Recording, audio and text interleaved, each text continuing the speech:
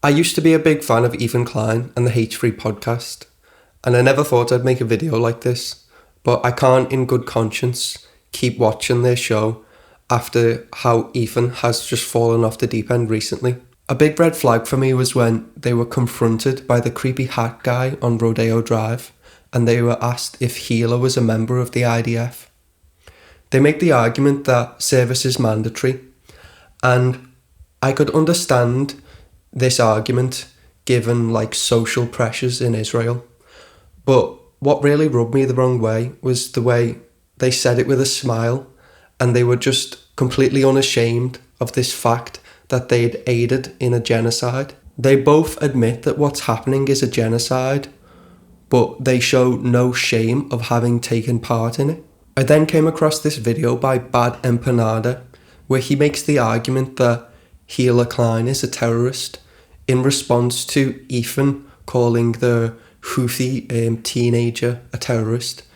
And the argument boils down to the idea that, you know, if you're going to have any equivalency about terrorism, then by these metrics, Gila would be a terrorist having taken part in the genocide. Bad Empanada shows the clip of Ethan calling the occupied West Bank a terrorist city, which I've not seen Ethan apologise for or address.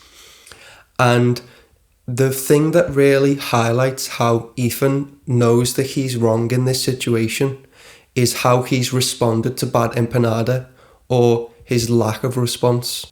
Whenever Ethan has been attacked in the past by a YouTuber, he will go through the video on his stream and he will take it apart piece by piece, line by line, and defend himself. But with this Bad Empanada video, he won't go anywhere near it, and it's because he knows he can't defend himself or Hila in their aiding this genocide. And it really highlights his dishonesty in his attempt to manipulate the narrative in this scenario.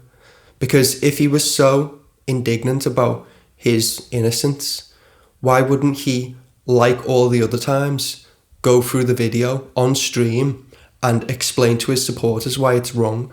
He's like terrified of it. And the other thing is, Ethan gained a reputation for being a good debater, and over the past couple of years has debated a bunch of like right-wing people and done really well. And Bad Empanada challenged him to a debate. Now, if he was so confident in his opinions, why wouldn't he debate Bad Empanada? It's like blatantly obvious that he knows he's wrong. One recent controversy, which is a clear indicator of Ethan's dishonesty, is the Frogan Sabra saga, which played out on Twitch. And it's really easy to understand this. Sabra are a brand that supports what's happening in Israel now, in Gaza. They support the IDF and what's happening with the genocide and play defense for them. A comparative company in America would be Black Rifle Coffee. And, you know, Black Rifle Coffee, they support right-wing creators and they're an overtly right-wing brand. Ethan's spoken in the past about not taking money and sponsorships from right-wing companies because he believes it would be wrong. So with this framework, it would be easy to understand why someone could say, oh, eats Sabra, as being like someone who is unsympathetic to like Arab people and Palestine and the genocide. And there's no other connotations which could be drawn from it.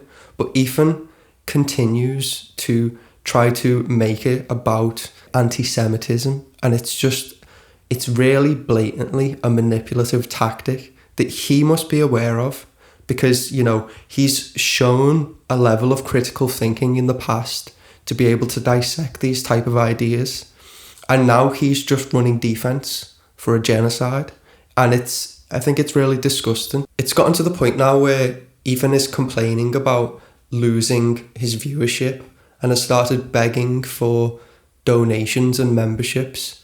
There's been a noticeable downturn in his viewership ever since he attacked Hassan and started calling him an anti-Semite. Quick side note, Hassan needs to go to prison for butchering the Scouse accent. But it's going to be really interesting to see how this develops and whether Ethan will come to his senses on these issues, because it seems like he's painted himself into a corner and I can't see any way for him to kind of redeem himself, because he's tied to this narrative so deeply now, and with Healer seemingly being more ardent than he is on these issues, he can't exactly turn his back on his wife's support of Israel. So, yeah, we'll just see how it develops.